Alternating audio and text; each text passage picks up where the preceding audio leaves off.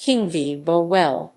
King v. Burwell, 576, U.S. 473, 2015, was a 6-3 decision by the Supreme Court of the United States interpreting provisions of the Patient Protection and Affordable Care Act (ACA). The court's decision upheld, as consistent with the statute, the outlay of premium tax credits to qualifying persons in all states, both those with exchanges established directly by a state and those otherwise established by the Department of Health and Human Services. The petitioners had argued that the plain language of the statute provided eligibility for tax credits only to those persons in states with state-operated exchanges. The court found the plaintiff's interpretation to be the most natural reading of the pertinent statutory phrase. Nevertheless, the court found the statute as a whole to be ambiguous, and that the pertinent statutory phrase ought to be interpreted in a manner that is compatible with the rest of the law. The majority opinion stated, Congress made the guarantee, issue, and community rating requirements applicable in every state in the nation. But those requirements only work when combined with the coverage requirement and tax credits. So it stands to reason that Congress meant for those provisions to apply in every state as well. Background: King v. Burwell, Halbig v. Burwell, Pruitt v. Burwell, and Indiana v. IRS were federal lawsuits challenging U.S. Treasury Regulation 26 CFR SS1. 36B2A issued under the Patient Protection and Affordable Care Act (ACA). The challengers argued that the ACA allows for certain subsidies only on state-established exchanges, and that the regulation as implemented by the Internal Revenue Service (IRS), providing for subsidies on state-run exchanges as well as federal exchanges, exceeded the authority Congress granted to it. The Competitive Enterprise Institute coordinated and funded the King and Halbig lawsuits. Timothy Jost, a health law professor at the Washington and Lee University School of Law, wrote that if the challenges were successful, approximately 5 million Americans who obtained coverage through federal exchanges could have lost their tax credits and, in all likelihood, their health insurance coverage. According to Jost, the individual and employer mandates might also have disappeared or been severely undermined in states with federal exchanges. Insurers, however, would still have been required to cover all applicants regardless of pre-existing conditions, which could have destabilized the individual insurance markets in states with federal exchanges and could have led to rapid rises in premiums and the possible collapse of one or more of those markets. The Urban Institute estimated that a decision in favor of King would have resulted in 2 million more uninsured people in 34 states. Government figures released June 2, 2015 for the period ending March 31, 2015 show that approximately 4 million Americans were enrolled in a federal exchange and received a supplement at that time, and thus presumably would have lost the subsidy had the court found for the plaintiff. On the benefits side, supporters of the plaintiffs argued that stopping unauthorized government spending was important in its own right, that issuing the subsidies was unlawfully subjecting 57 million Americans to taxes from which they were statutorily exempt, and that removing those subsidies would lend transparency to the PPACA by revealing to millions of exchange enrollees the full cost of the law's mandates and regulations. The American Action Forum estimated a ruling for the plaintiffs would result in a pay increase of up to $940 per affected worker, 237,000 new jobs, and nearly 1.3 million workers added to the labor force. As of 2015, 16 states and the District of Columbia had set up their own exchanges. If the subsidies and in effect the mandates had been struck down in the other 34 states, many thought that the economic foundation of the ACA would have been undermined, putting the entirety of the legislation at risk. Supporters of the plaintiffs, as well as some politicians, also argued that the effects of striking down the subsidies would have been mitigated by government action, including the possibility of states setting up their own exchanges in response to a ruling in favor of the plaintiffs. The District Court in King and the District Court in Halbig both ruled against the plaintiffs.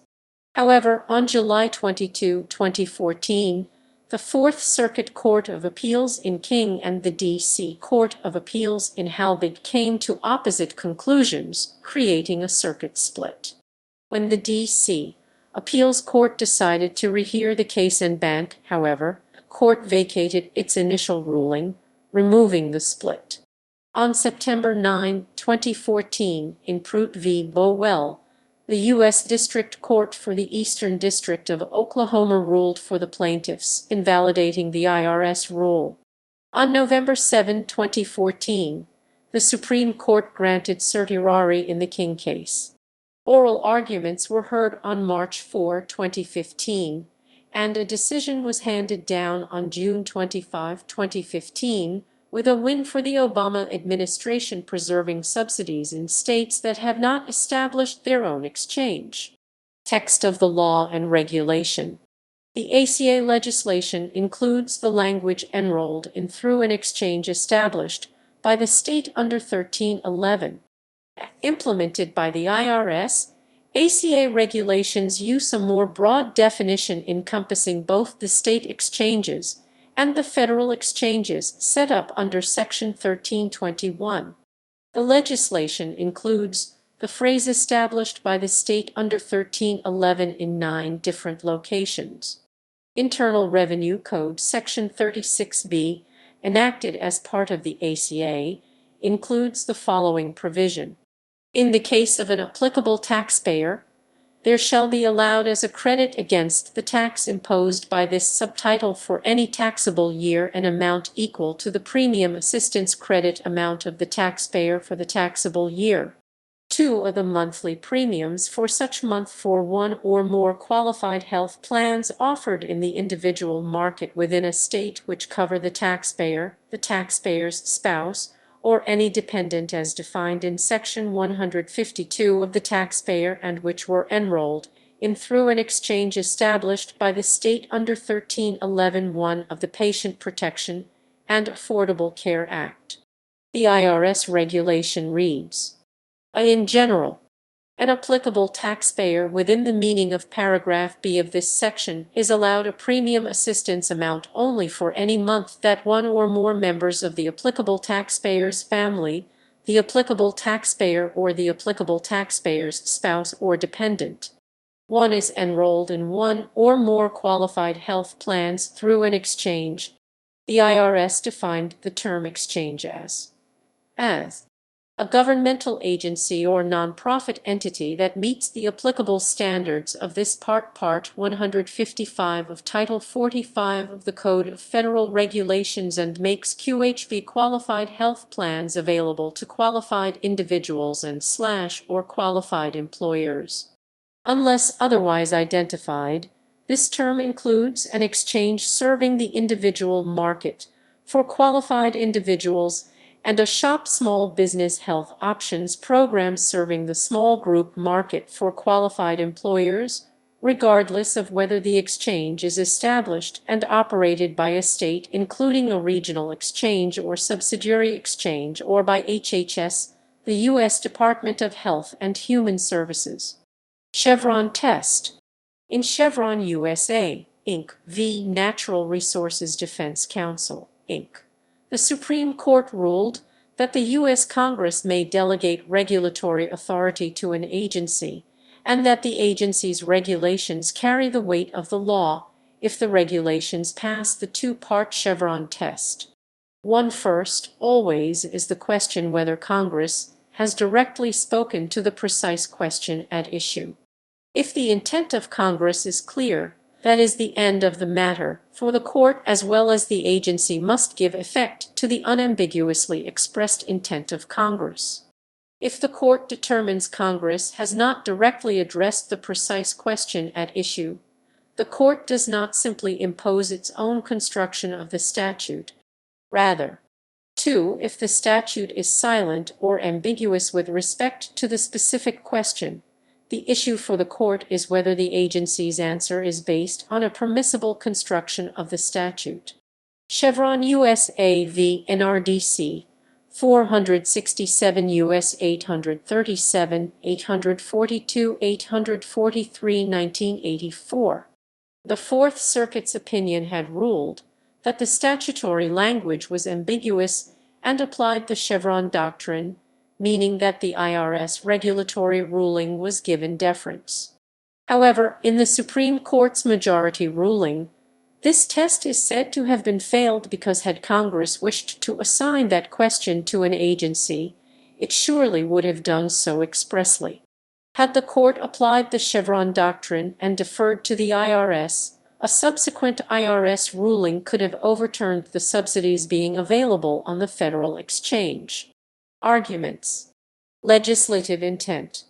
Plaintiffs argue that Congress intentionally restricted payment of subsidies to state exchanges to induce states into setting up exchanges so their citizens could receive subsidies. The government argues that the law intends for federal exchanges to be treated identically to state exchanges, and therefore qualifying individuals are entitled to subsidies whether or not their state has set up an exchange, or, in the alternative, if the law were ambiguous, that the regulation at issue was a permissible interpretation of the law. Lyle Denniston wrote that the parties' positions offer differing views on how to interpret legislation. The challengers take the literal interpretation approach, although they also have policy reasons for reading the ACA as they do. The Obama administration takes the broader purpose approach, contending that Congress would not have set up the insurance program on a basis that is as limited as the challengers contend. In a 2009 paper published in the Journal of Law, Medicine, and Ethics, Timothy Jost argued that one way to avoid a commandeering issue with the ACA would be by offering tax subsidies for insurance only in states that complied with federal requirements. Jost later published an op-ed in the Washington Post arguing that allowing subsidies for federal exchanges is the only way of reading the statute that makes sense.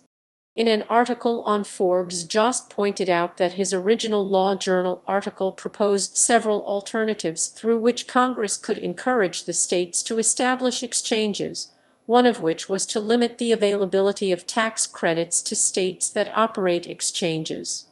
The first alternative proposed was that Congress ask the states to establish exchanges, but create a federal fallback exchange in the event they failed to do so.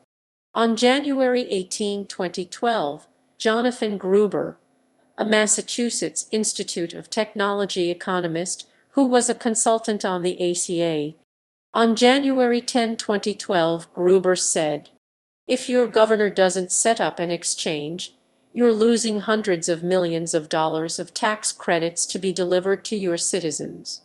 Gruber has characterized his earlier statements as a mistake, and said that he might have been thinking that if the federal backstop wasn't ready by 2014 and states hadn't set up their own exchange, there was a risk that citizens couldn't get the tax credits right away.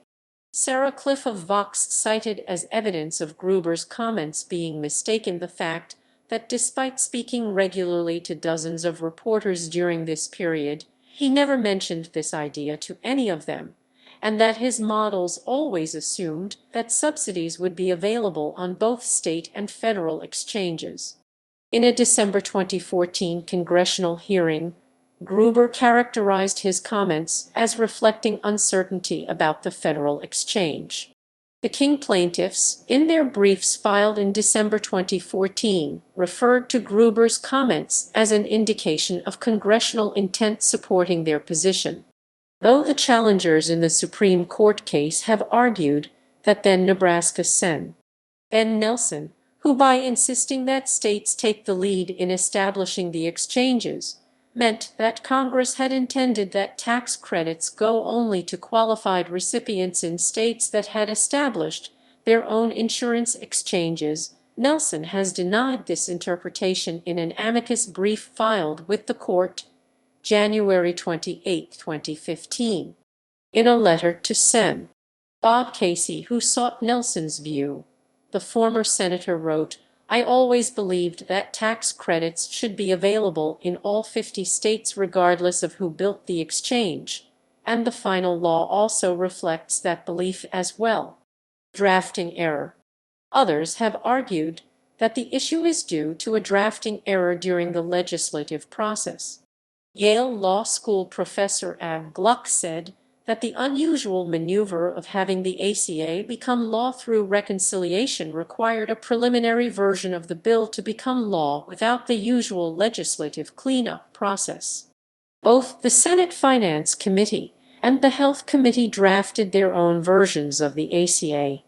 The Finance Committee bill assumed that if a state refused to participate, HHS would contract with private companies to run state exchanges. The Health Committee bill provided for federally run fallback exchanges. When the two bills were combined, the Finance Committee bill was used as the primary template, but the Health Committee bill's language was used when addressing possible holdout states. The Senate passed the bill, and congressional staff expected to clean up the language at the conference committee. When Health Committee Chairman Ted Kennedy died, however, he was replaced with Republican Scott Brown, who had won a special election by promising to filibuster the ACA.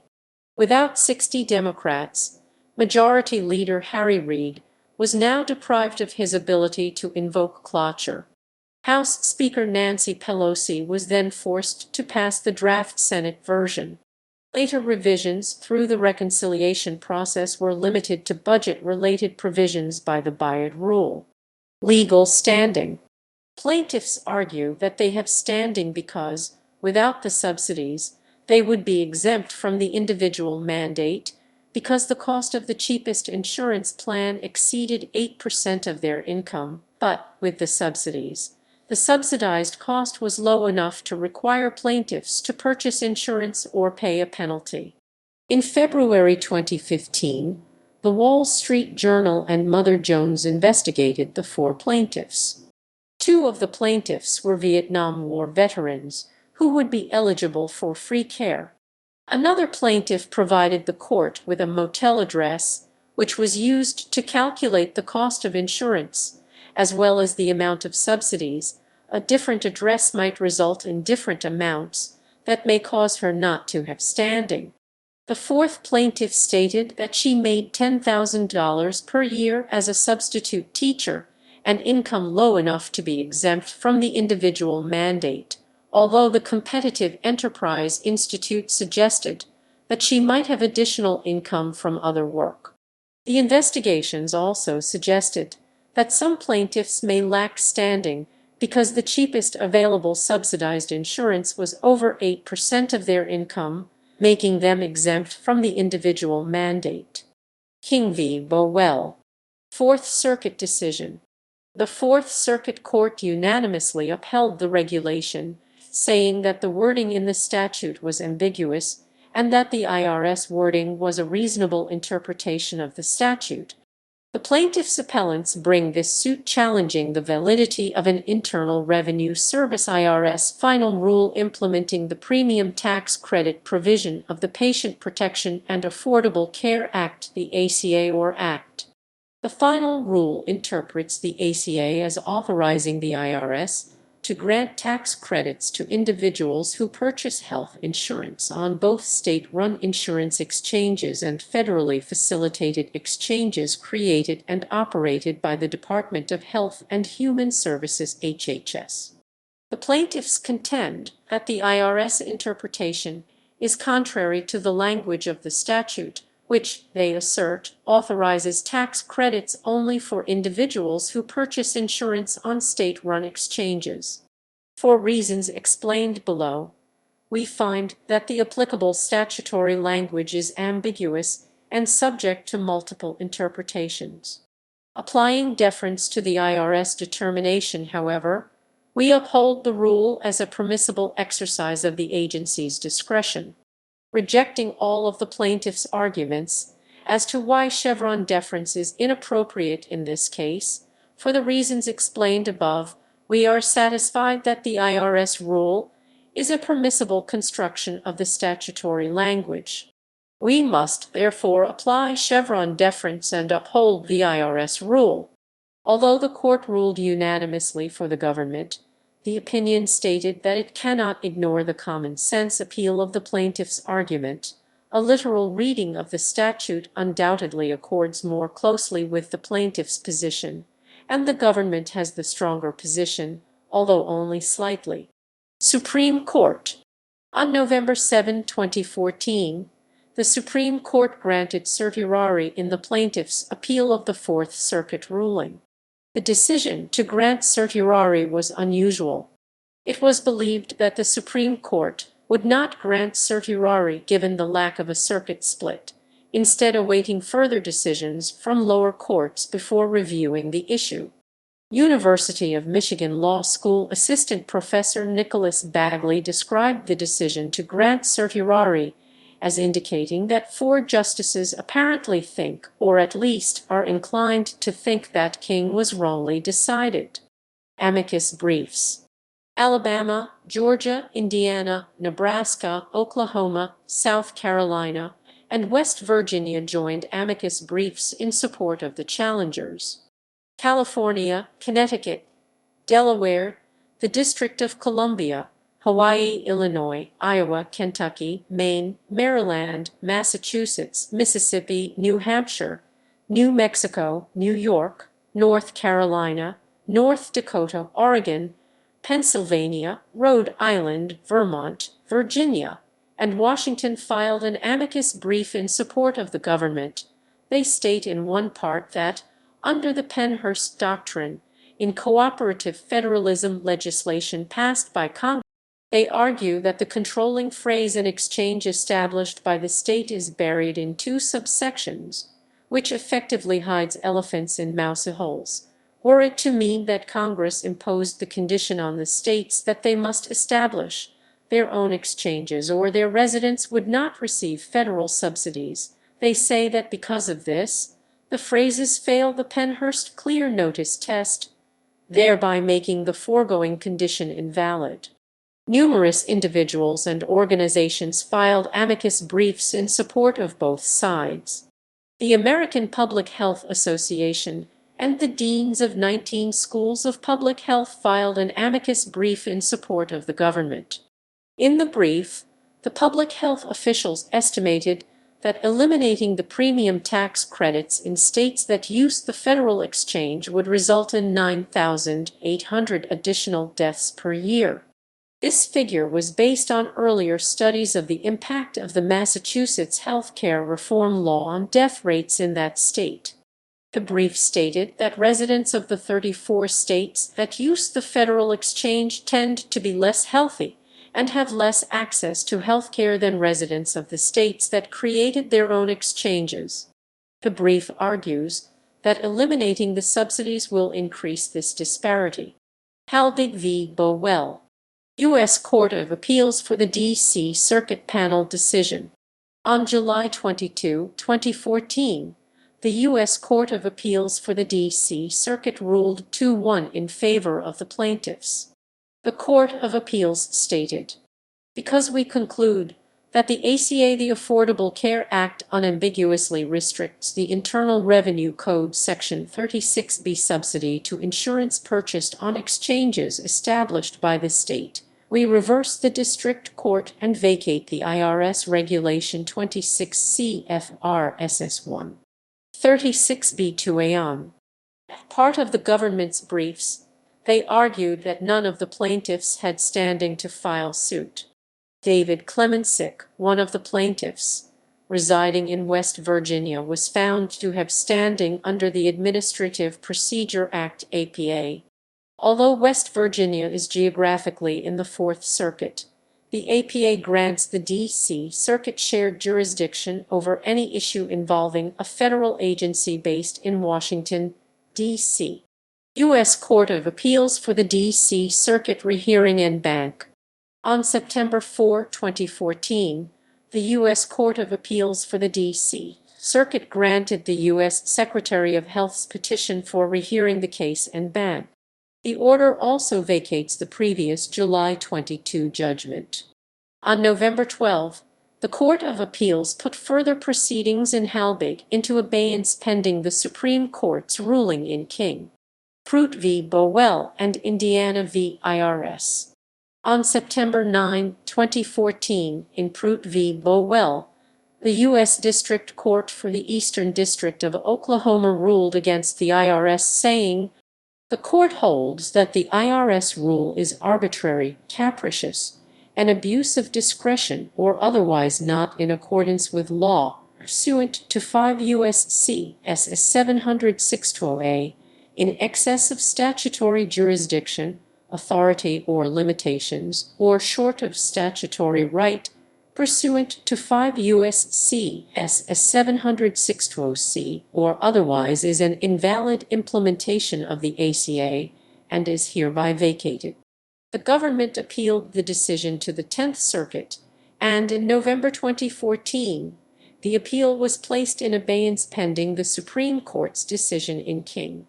Oklahoma requested that the Supreme Court take up the Pruitt case before appellate judgment so that the Pruitt plaintiffs can present their own arguments alongside the King plaintiffs. The government responded that the Supreme Court should not hear the Oklahoma case, stating that the states could proceed as amici curiae in the King case, and that granting the Oklahoma case would raise additional jurisdictional concerns not presented in the King case. The Supreme Court denied certiorari before judgment on January 26, 2015. In Indiana v. IRS, the state of Indiana and multiple Indiana school districts are suing the IRS, claiming that the employer mandate should not apply to schools or local governments. The IRS argued that the plaintiffs did not have standing to sue, but that argument was rejected, and Judge William T. Lawrence, in the U.S. District Court for the Southern District of Indiana, ruled that the case could proceed. Oral arguments occurred in October 2014, but a ruling has not been issued. Opinion of the Court. On June 25, 2015, the Supreme Court issued its ruling, written by Chief Justice Roberts and joined by Justices Kennedy, Breyer, Ginsburg, Sotomayor, and Kagan, rejecting the challenge to the act.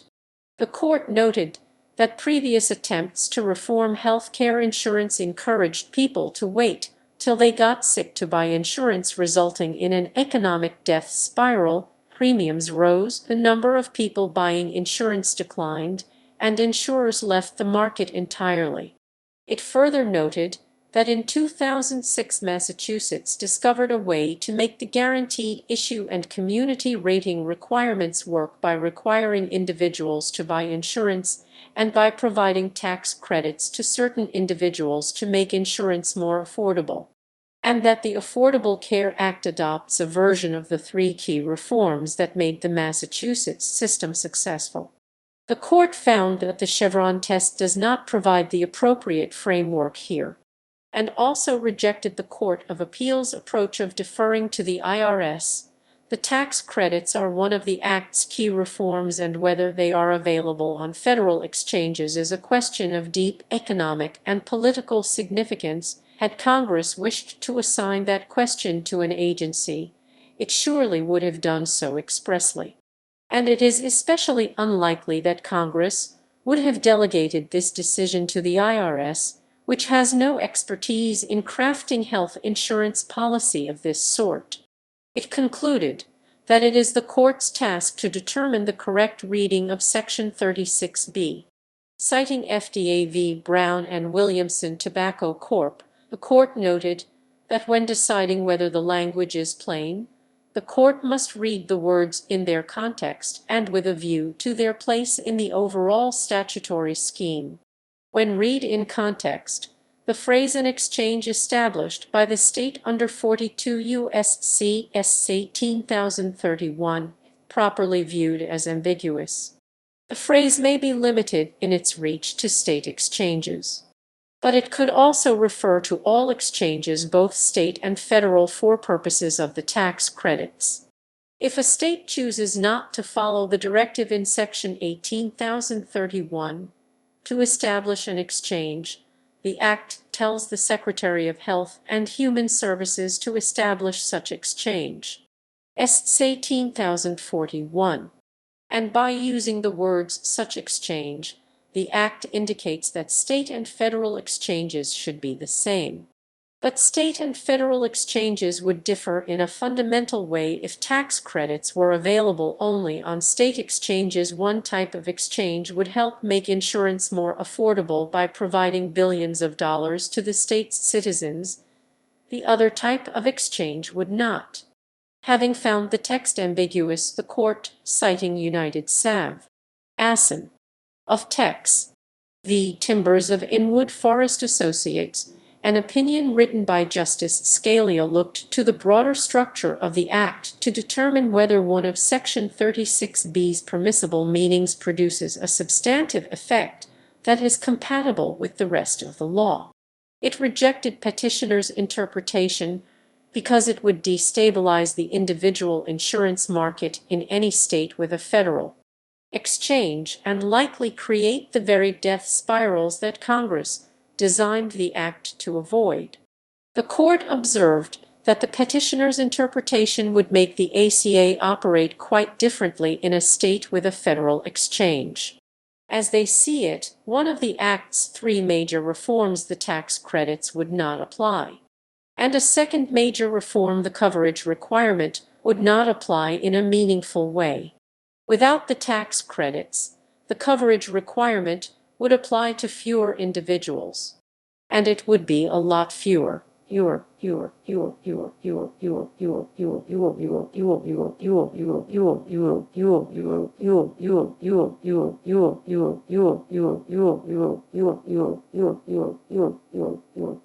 If petitioners are right, therefore, only one of the Act's three major reforms would apply in states with a federal exchange.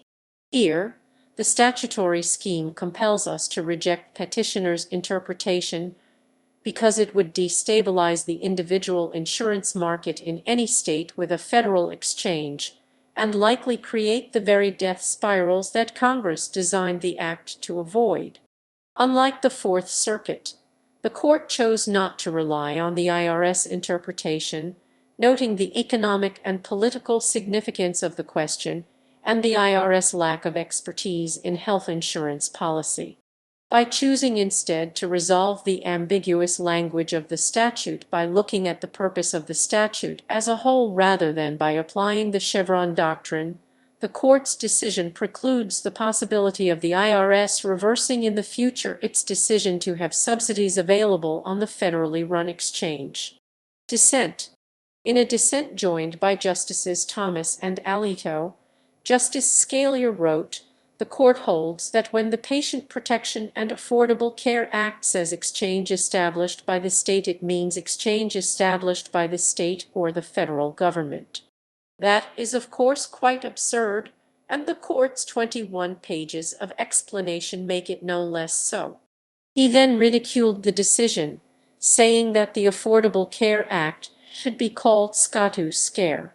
Scalia further noted that the rest of the ACA carefully distinguishes between exchanges established by states and those established by the federal government through Health and Human Services. Scalia cited differences between where the document identifies how the different exchanges receive funding, authority, and names. Scalia used this to argue that the context of the law does not allow for the phrase established by the state to mean established by the state and federal government. He reminds the reader that the purpose of looking at the context of phrases is for understanding the terms of the law, not to make an excuse for rewriting them. Later, Scalia also pointed out that interpreting the phrase by the state as by the state and federal government not only eliminates all meaning from the first phrase, but causes problems of interpretation elsewhere in the ACA. The state is identified distinctly in the ACA with regards to the formula for calculating tax credits, for screening children for tax credit eligibility, for using a secure electronic interface for tax credit screening, for other agencies, for directions on operating websites, and for guidelines around the enrollment of children. Of this, Scalia mentioned that it is bad enough for a court to cross out by the state once, but 7 times. The extensive use of the term by the state also contrasts against the more extensive use of more general terms. Clause after clause of the law uses a more general term such as exchange. Scalia pointed out that the court should defer to the specific meaning of this term, and that assuming that the by the state term is general does not fit appropriate rules of interpretation. Scalia also notes that the ACA knows how to equate unlike terms explicitly, as it declared that a territory that establishes an exchange shall be treated as a state. The ACA does not have such an equivalency clause for exchanges established by the federal government.